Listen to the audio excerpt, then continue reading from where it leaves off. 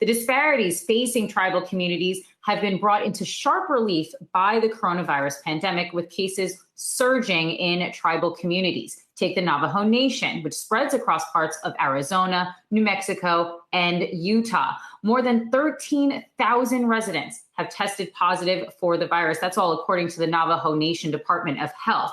A 3-week shutdown began there on Monday. Here to talk to us about this crisis and more is President of the Navajo Nation, Jonathan Nez. Jonathan, thank you so much for joining us. We've been seeing alarming statistics of how badly the pandemic is impacting the Navajo Nation. You called it the invisible monster. We've talked often about how this pandemic is exposing existing disparities. And so I wanted to highlight one here, and this is on life expectancy. According to the Indian Health Service, life expectancy for American Indians and Alaska Natives is 5.5 years shorter than that of other Americans. How are you seeing these disparities impacting your community as we see these surges, these coronavirus cases spiking around the country? Well, thank you, Kristin, for having us on your show. We are dealing with this monster that has snuck into our homes and our communities and our nation. And you can see that happening all across the country here with record-breaking numbers. And so if you're a small community, more like an island of this country, of course, you'll have some impact from what's happening off our nation. And let me just say, too, that there have been 8,011 people who have recovered from the virus, and that's what we've been tracking here on the Navajo Nation. But yes, we do have a large percentage of the most vulnerable population here. We have high rates of diabetes, heart disease, cancer, and with our elders having these types of illnesses, we're doing our very best to protect our most vulnerable and protect our way of life and our culture and tradition. And that's usually, our elders' wisdom.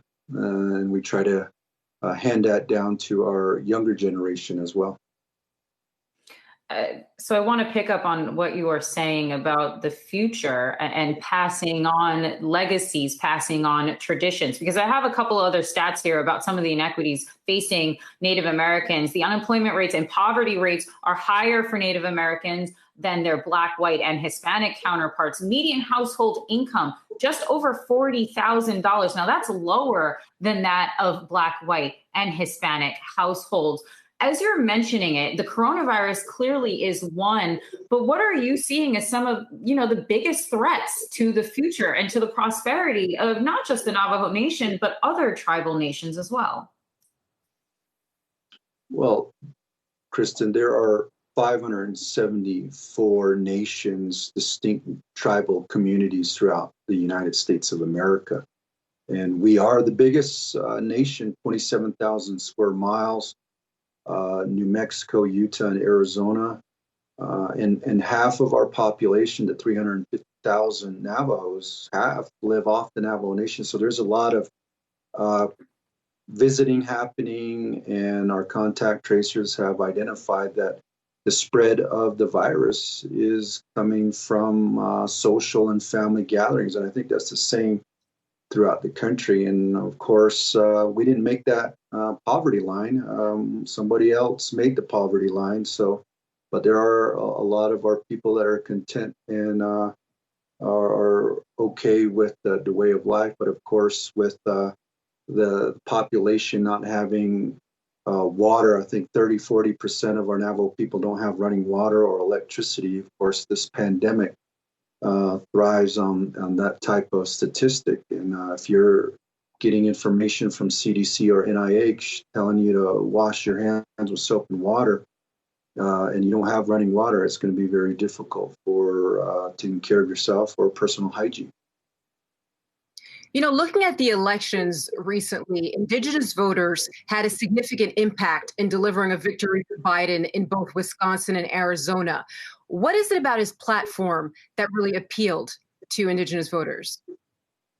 Well, I think throughout the country, people wanted change.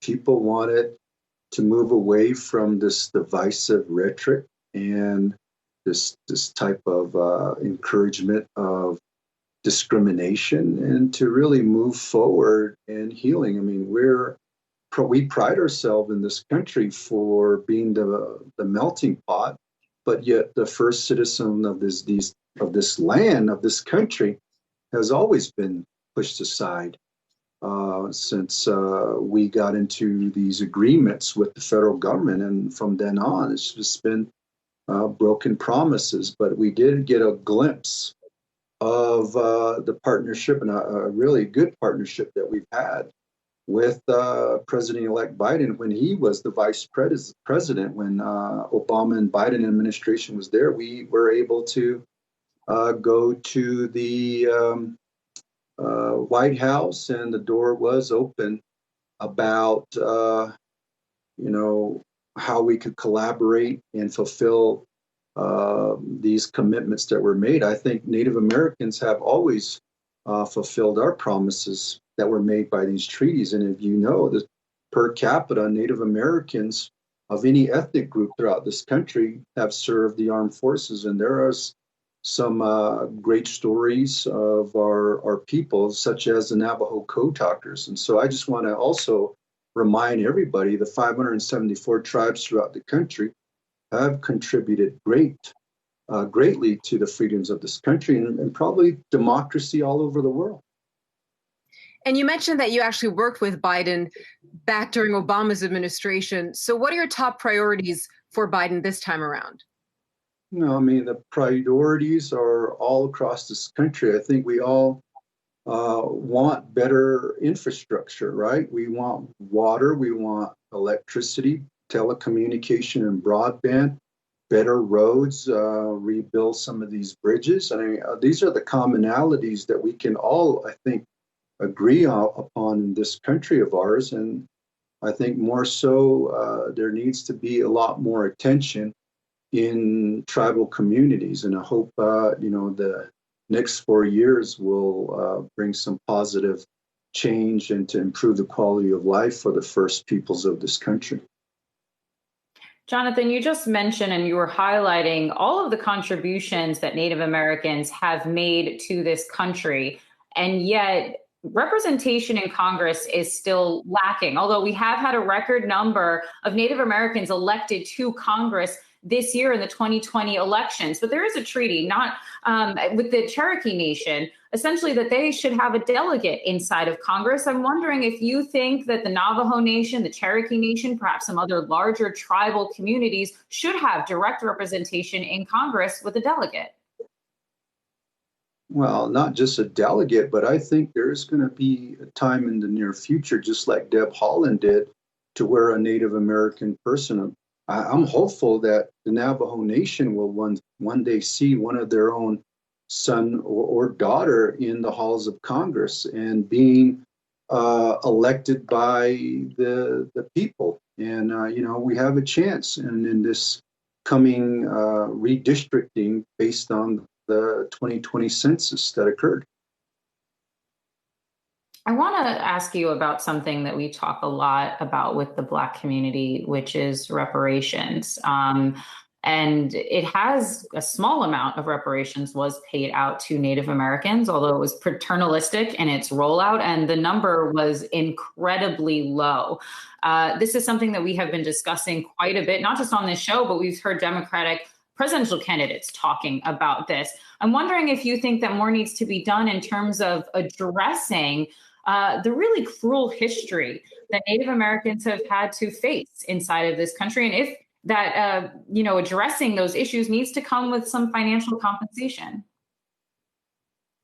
Well, I think just look at what happened with the reporting during the election with the exit polling with CNN calling other ethnic groups and nationalities in this country something else.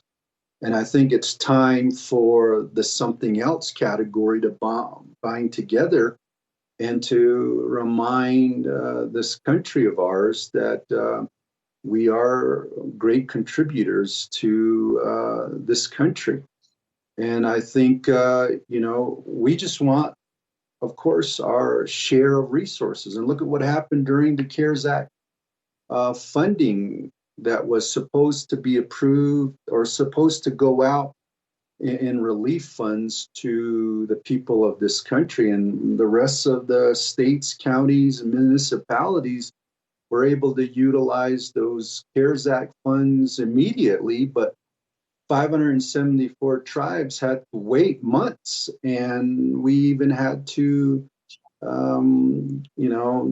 petition a lawsuit into the federal government to get our share of resources. And I hope people understand that, and people do come and ask, how can we help? Right now, I think we can all let our congressional leaders know that this country should fulfill its promises to Indian country. And obviously, getting a stimulus package is very important. And climate change has been named by Biden as one of his top priorities. How much of an impact would that have? And what do you hope to seek from Biden's administration on that issue? Well, I think that there should be more Native Americans appointed to the offices in the federal government. I think people could benefit from our way of life teaching and some of the teaching that has been handed down from generation to generations, and utilize that to be better stewards of our land.